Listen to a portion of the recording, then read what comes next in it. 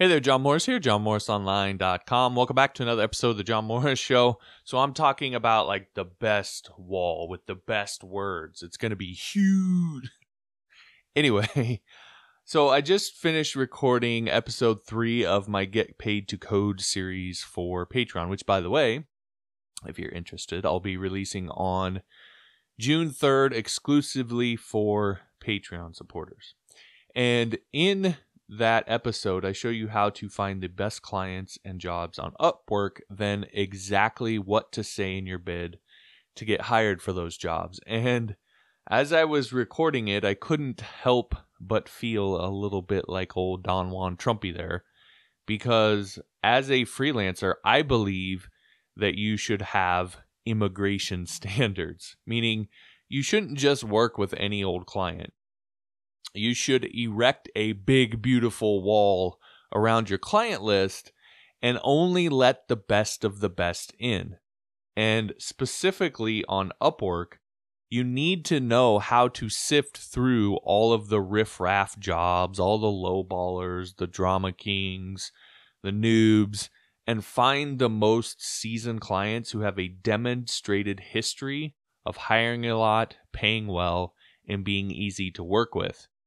In fact, this is probably the biggest complaint that I get from developers about sites like Upwork, is that it's just full of lowballing, hard to work with, don't want to pay, fake, all sorts of different accusations about the type of clients and the type of jobs that are there. And those absolutely are there, 100%. But you also have clients who are very seasoned. They hire a lot. They pay well. They have a ton of payouts on the site. They're easy to work with. And they are looking for good developers. And they're not afraid to pay those developers well when they find them. Those are absolutely on there too.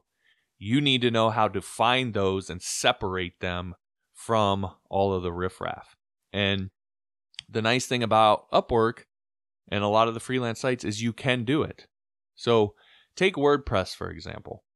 If you just search for WordPress on Upwork and that's all you do, then you'll see 13,000 or more jobs on there the last time I looked at it. And if you just start scrolling through that list, well, they're posted in reverse chronological order. So there's really no rhyme or reason in terms of the quality of the client, what the job is, relevance, etc. It's just reverse chronological order. So you might have to search through 100 ill-fitting or dirtbag client jobs in order to find one good one. Well, nobody's going to do that. Normally what you'll do is just start sifting through and you'll end up bidding on the first one that seems like a half-decent fit and then hope for the best. Now, compare that to if you search for WordPress and then you filter for clients who have 10 plus hires. And you filter for jobs that are fixed price and have a budget above $5,000. What you'll find is that there are 36 jobs on Upwork that fit that description. Now, not only is that more manageable in terms of you actually looking through and evaluating the jobs and bidding on them properly, but they're also jobs that are worth bidding on. A fixed price job that is paying more than $5,000 and is from a client that has 10 plus hires. And if you look at the payouts that they made on the site, they might have $30,000 they've paid out or $70,000 they've paid out on the site. So these clients are the best of the best. These jobs are the best of the best. And it will save you a ton of time and a ton of frustration and a ton of all the complaints that I hear about. It'll save you all of that simply by knowing how to search on Upwork for the best jobs and having a kind of a methodical strategy. That's one of the big things that I noticed that's different when I talk about people who, or talk with people who tend to struggle on those sites versus what I do. Is I have a very methodical, systematic process for how I go about finding and bidding on jobs. And I just do it over and over and over and over again. Whereas most of the people that I talk to that kind of struggle with this, they don't really have a system for that. They just kind of go look for jobs and end up having a lot of frustration as a result of that. So again, when you know how to do this, it saves you a ton of time, a ton of headache, and so forth. But more than that, the point is it's a deeper thing than that. It's not just a tactic. It's about who you are and how you approach it, and really kind of your mindset, because you need to be picky and you need to be strategic, and then you need to know how to use the tools that'll help you do it. So you need to kind of kill that inner desperate guy or gal that tells you that you can't win those big jobs. Because if we're honest, that's probably a lot of it. You see those 5K plus jobs and you don't think you can win those, or you're nervous about whether or not you can deliver on them. And so you end up not bidding on them. So you need to kill that. Or, the part of you that says, oh, I'll take anything that I can get, that kind of desperate mindset of I'll take whatever. I don't have standards for my clients. I'll take whoever, I'll work with whoever because I need the money. Or, the developer who, will take any sort of price, will be paid anything. They don't have any sort of standards. They're charging $5 or $7 or whatever. You need to kill all of that, and you need to start qualifying your clients as much as they qualify you, because they will qualify you. And so you need to do the same to them, because not all clients are created equal, not all are a good fit for you, and not all projects are going to be a good fit for you. And when you do that, you'll find that you tend to get better, higher paying work that way. You also feel better because when you actually do get hired and start working on those jobs, you have standards, so you'll actually be working on things that you want to work on, that you enjoy working on, instead of just going through misery to make a few bucks. And believe it or not, you'll actually often get more work because clients can sense someone who's desperate, and they tend to avoid those people. So often just changing your mindset, it'll change the way you communicate, it'll change your tactics, it'll change the way you do everything. And without you really noticing, you'll create a whole different impression to clients that will actually help you to get hired and get more work.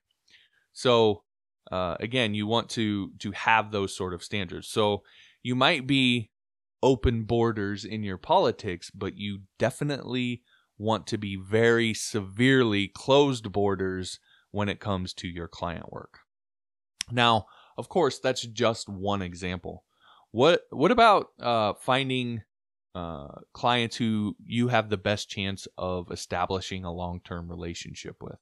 Now, that's something I talk about a lot, that you should use freelance sites not as your business, not as the sole driver of your business, but as a way to get quick work, etc. But one of the things I talk about is to help you find and establish relationships with clients who that need a lot of dev work and hire consistently. Establish a relationship with them and prospect for these long-term client relationships. Well, how do you find those clients?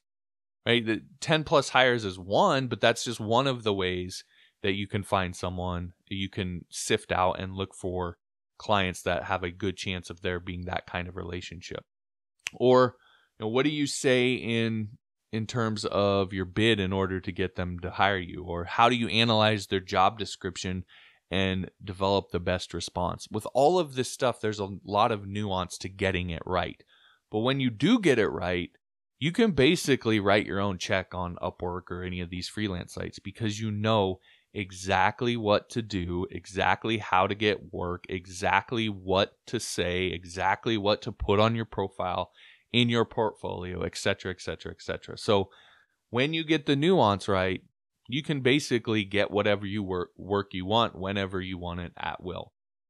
So anyway, like I said, I just recorded episode 3 of my Getting Paid to Code series, and I dive into all of this in that. And it's an actual screencast where we log into my account, my freelancer account, and I show you how to search for jobs, how to sift through even what's left after you do all the filtering, and figure out which ones are the best jobs among those. And then the strategy I use for how many jobs I bid on at a time, how often I bid on those jobs, how long I give someone to respond to one of my bids before I just move on to another job, etc. I go into all that, again, in this screencast. I show you what to say in your bids. We actually look at a job and the job description. I show you what I'm looking for, what I'm trying to do in terms of my bid and how I'm analyzing the job description to then formulate the response that I put in my bid, etc. So I show you how to do all that, and when you learn this stuff, then you're going to be able to get more work with better clients that pay better, and they're more likely to hire you again and again and again. And if you grab even just a couple clients like that, clients that do a lot of dev work, that pay well, that hire consistently, etc., even just a couple of clients like that, you can be set. So it can really be a life-changing thing if you know it, you implement it, you use it consistently. Anyway, if you want in, then you'll need to get past the Patreon border guard and become a supporting listener of the show. You can get all the details on that at johnmorrisonline.com/Patreon. Again, I'm releasing that video on June 3rd. So if you want to get in and get that video when it's released, then you want to make sure and jump in on that right away. So again, johnmorrisonline.com/Patreon. All right, that'll do it for this episode. Thanks again for watching. Be sure to subscribe if you haven't, and we'll talk to you next time.